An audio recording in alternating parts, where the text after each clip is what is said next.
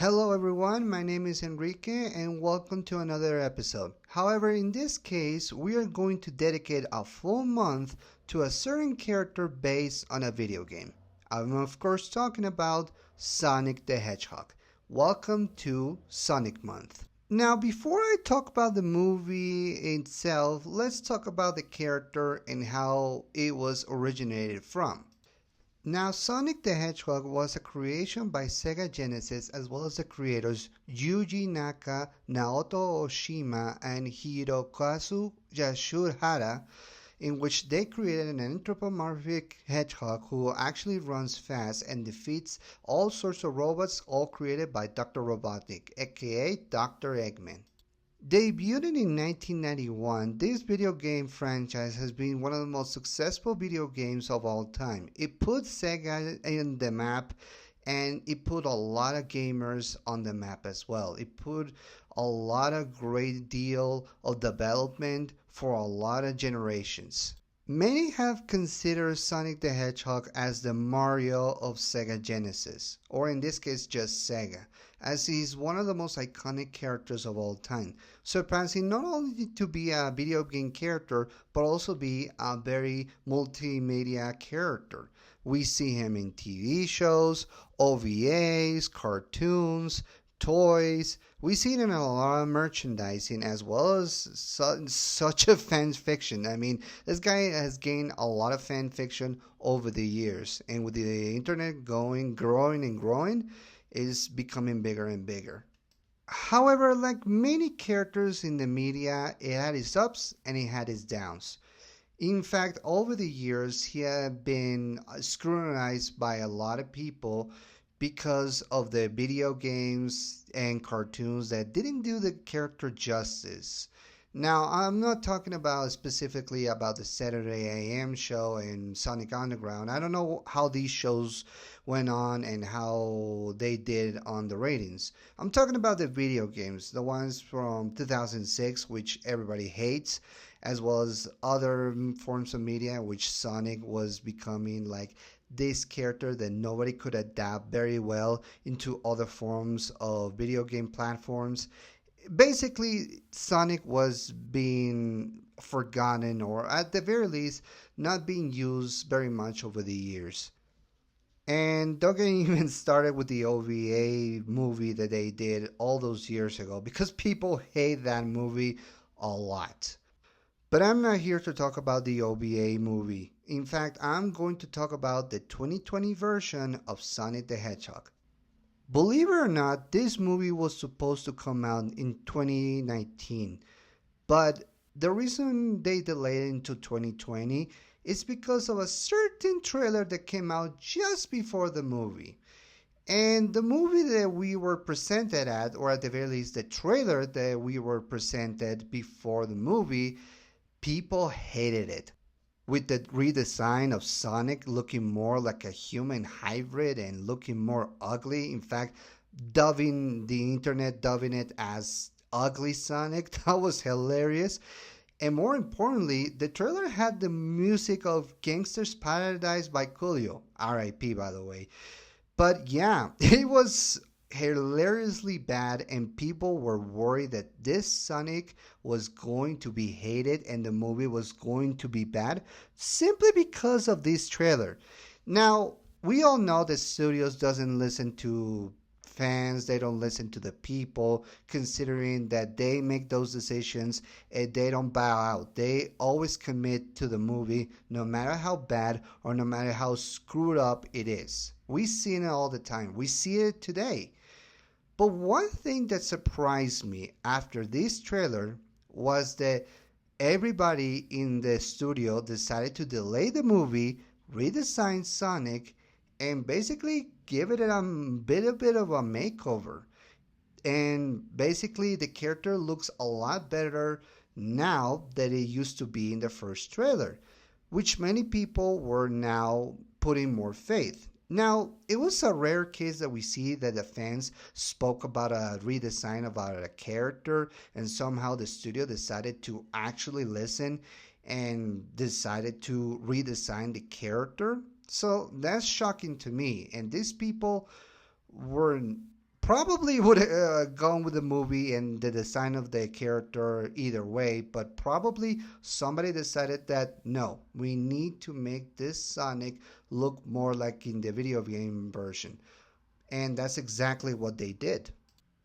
But a movie redesign doesn't mean anything unless the movie is actually good. So, did this movie deliver? Well, shockingly enough, yes. In fact, it was one of the most successful movies based on a video game that we've seen like forever. And many people consider it as the one movie that broke the curse of video game adaptations turning into movies being bad. I mean, that is surprising. I never consider Sonic just to be a video game character, but that speaks a lot for the character.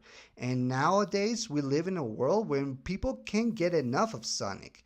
So that's saying something. We see the resurrection of Sonic if we haven't seen it before. So I'm glad.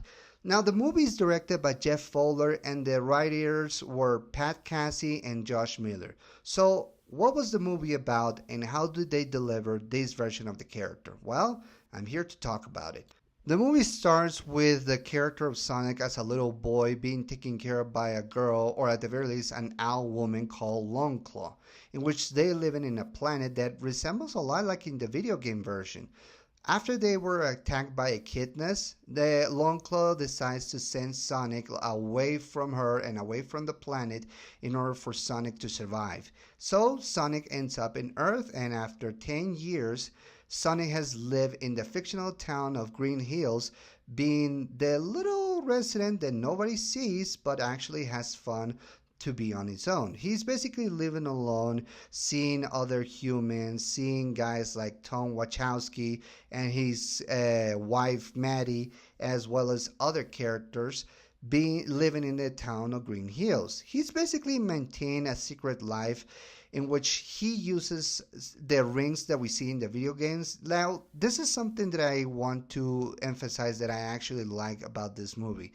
They turn the rings that we see, that we collect them when we play the video game. I don't know if it was for points or for life. I can't remember exactly what we collected the rings for, maybe for records. But the point is that these rings, they have a function in this universe.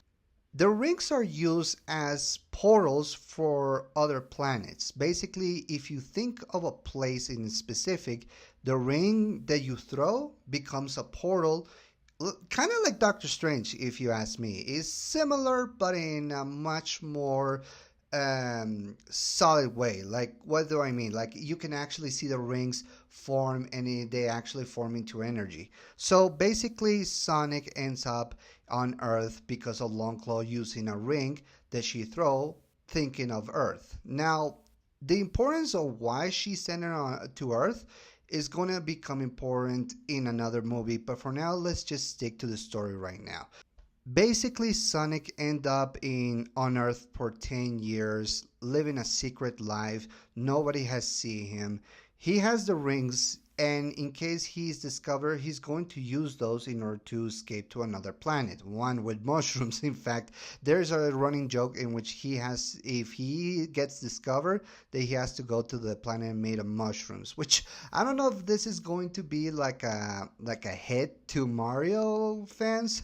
I don't know, but honestly, it's just hilarious how they recurrently talk about this planet in this movie. So Sonic has been feeling alone pretty much 10 years of his life without Longclaw, which is basically a mother version for him, and only seeing Tom and Maddie and all the residents living in peace but wanted to interact with them. That's one of the brilliant things about this movie. They couldn't just read the character to be just a comedian that doesn't care about where he is at or cares about people. Basically, absent-minded.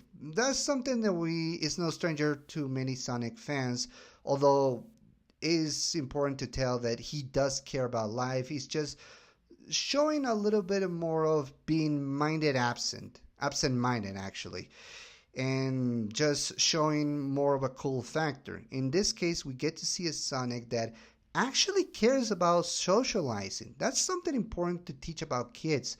How distant yourself from other people can be harmful for you. And without socializing or interactions with others, you will go crazy. And in this case, Sonic is so lonely that in a moment of rage and in a moment of pure passion, he runs fast and ends up causing an entire electromagnetic pulse that destroys all the electrical devices on Green Hills and the majority of the country.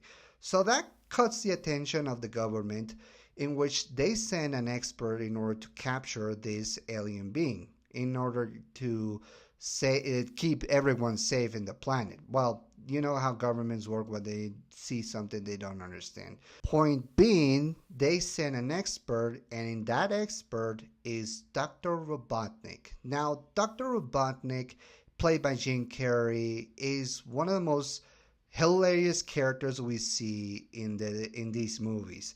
Jim Carrey goes back to what he worked in the 90s, and boy, did it was a welcoming addition to this franchise, because him playing Dr. Robotnik in these movies is basically a blessing in disguise, if you ask me.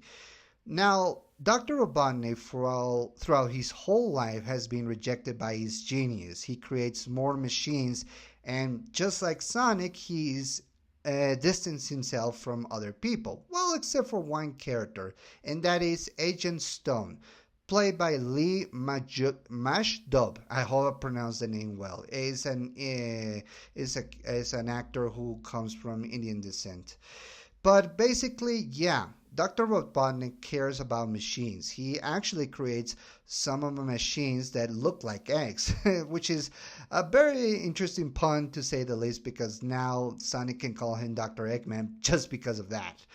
But basically, throughout the movie, he goes searching for Sonic, and Dr. Robotnik comes across Tom Wachowski, who is played by James Marsden.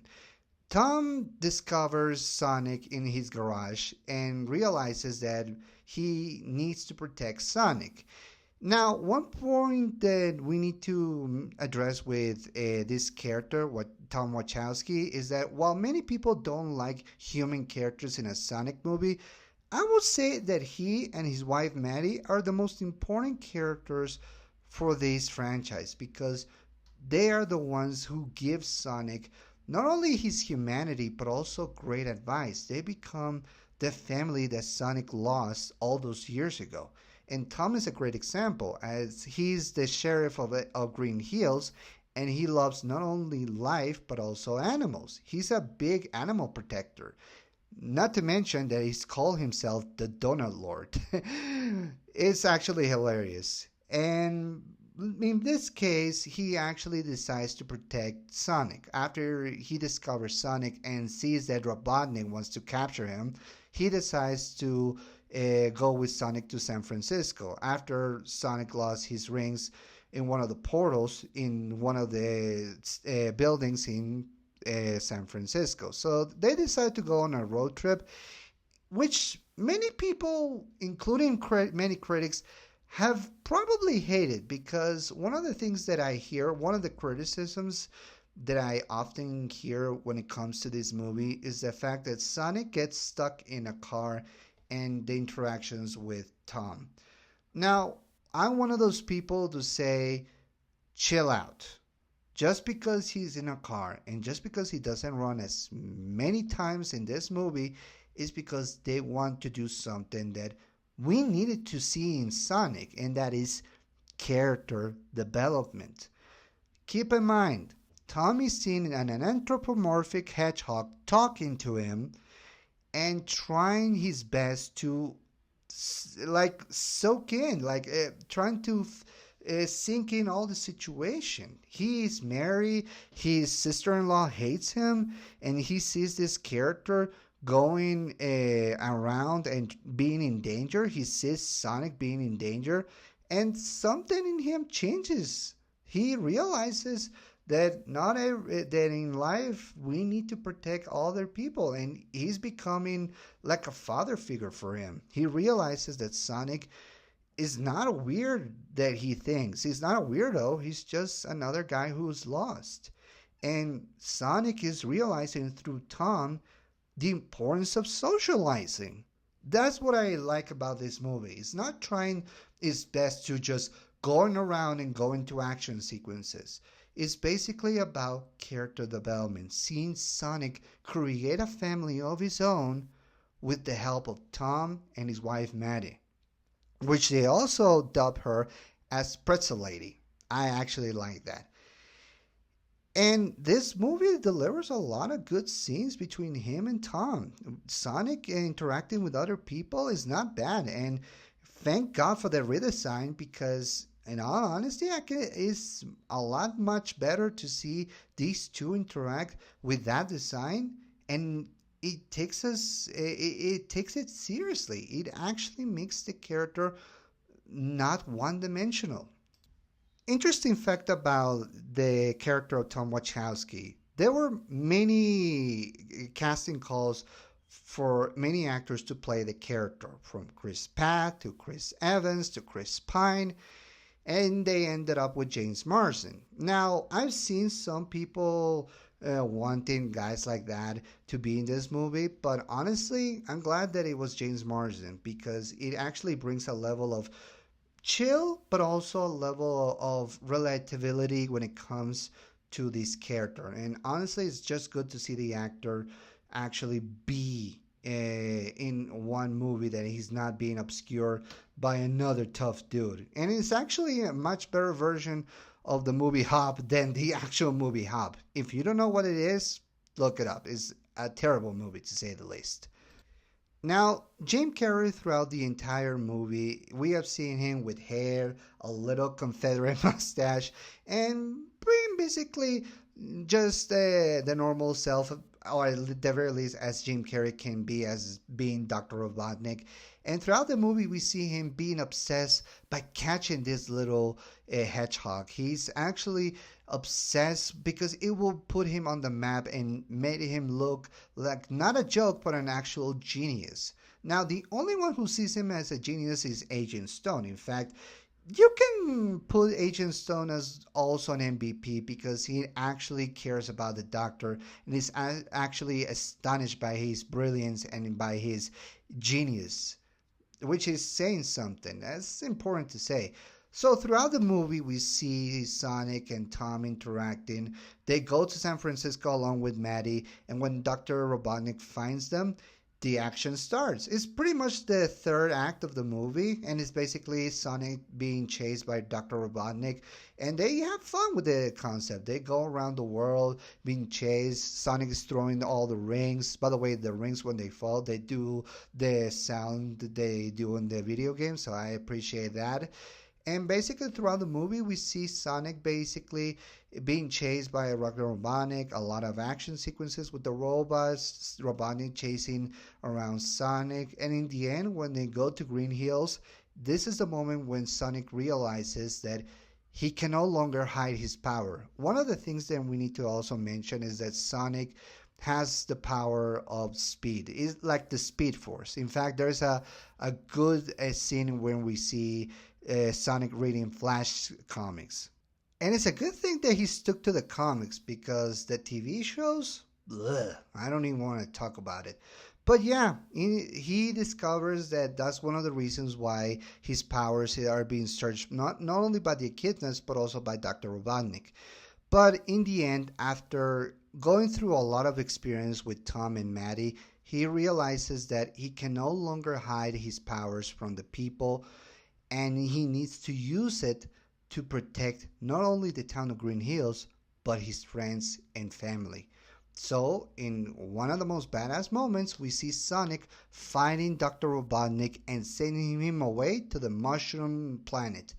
That's a good ending for me, and it shows that Sonic is a noble superhero, even if it is an anthropomorphic hedgehog. The government is still searching for him, but thankfully Maddie and Tom decide to hide him at their home, and Sonic ends up having a family that he never thought he would have. So that's a good ending for me. In fact, it shows that he starts alone but ends up with family again. This movie also has two post-credit scenes. The first one is with Tails, played by Colleen Oshagnisi, which she already played the character in other forms of Sonic media. So it's good that she's given a prominent role in this post-credit scene, and when she's playing Tails, it's amazing. So Tails ends up on Earth, and he's looking for Sonic, so that's a good thing for the sequels. And we also see that Dr. Robotnik is not only growing a big mustache, but also he got bald. And he's on the planet of the mushrooms in order to find a way to go back to his home and find the hedgehog who defeated him. So overall, I love this movie. Now, a lot of people, when they compare it to other forms of movies that Sonic has been, they see it as a lesser movie, like the movie that is okay but not great. But I like to think that this is a great start. In fact, this is a great start for not only a good franchise, but for bigger things to come. You have to start like in a video game. You start at the first level, which sure is not exciting, but it's important for the story, and it becomes something of a big step. So that's something that I'm glad that I saw in this movie. Taking baby steps and going big at the end. And that's something that I like. And bigger things will come with this franchise. So that's good to hear. So, like I said, I already mentioned James Marsden and Tika Sumpter as Tom and Maddie Wachowski. They did a great job in this movie. Jim Carrey, as always, stealing the show as Dr. Ivor Robotnik, aka Dr. Eggman. And seeing Lee Majdoub as Agent Stone is amazing. Other characters that appear in this movie are Adam Pally as Wade Whitley, which we will see in the show Knuckles. And well, he's doing like the comic relief sidekick who always does the jokes. It's good to see him in this movie, and thankfully he's prominent in the show Knuckles. Although I'm gonna talk about that show later on. Natasha Rothwell as Rachel. Oh boy, is she hilarious! And we will see her also in the second movie, but I'm gonna get into that later. The only one who doesn't get as much screen time is Neil McDonough as Major Bennington. I mean, basically, he's being showed out by Dr. Robotnik in one of the scenes. And boy, I wish Neil McDonough could have done more in this movie. But hey, I'm glad he was there, but he doesn't do much, so I wished he would have done more. Other characters that appear is Gary Chalk as U.S. Navy Chief Staff Chuck, in which he was the voice not only of Dr. Robotnik in Sonic the Hedgehog and Sonic Underground, but also he was the voice of Optimus Primal in Beast Wars. So it was good to see him right there. Now, before I close this up, I want to talk about Ben Schwartz as Sonic. In my opinion, and I heard a lot of voice actors for Sonic over the years, but in my opinion, he's the definitive voice of Sonic. I'm sorry. I'm sorry for all the actors who played it before. I'm sorry for Julia White and for the other actors in Sonic Boom. But I'm sorry. I'm gonna stick with Ben Schwartz because not only does he bring a level of comedy in this movie, but also a level of drama. Actually, I don't know if Ben Schwartz is a comedian, but boy, he played the dramatic scenes in this movie very well. His voice was more quiet. He wasn't doing a lot of jokes all the time. He was taking the character serious as he can possibly can. I mean, this is a character that I want to believe he's real. He make me feel real. And thanks to Ben Schwartz, I actually believe that Sonic was real for a moment. And he brings not only a level of weight to the character, but also a level of relatability to it as well. Because he's a wisecracker, he's a jokester, he likes to do a lot of crazy stuff. But in the end, he's just a kid. He plays it like a kid who wants to be loved, understood, and appreciated. He wants to socialize with people and wants to be friends with everybody.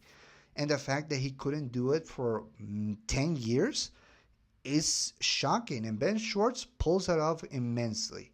Now, the production design, in this case, the effects for the characters like the CGI, Sonic, and the worlds, and other sorts of things are actually good. I'm glad that they redesigned the character and looking a lot more like in the original one, because boy, if they would have gone with this version, I guarantee you, it wouldn't been as loved as others. But yeah, so overall, this movie, while it is not a perfect start, it is still a good start. It's like, it reminds me of the first Iron Man movie. It had a lot of issues, but in the end, it pulled off a great story with great characters. And it was the beginning for bigger and better things. And hopefully with movies like this, we can see other sorts of stories with Sonic characters in it. Not just with Sonic, but other sorts of characters with Sonic, which, believe it or not, we will see in many years to come. So please, watch this movie. I highly recommended it. If you can find it on Netflix or Hulu or Amazon or whatever streaming platform you have it, please do so. You won't regret it. Now, following the next week, we're going to talk about the sequel. So, I'm been Enrique. I'll see you next time. Take care.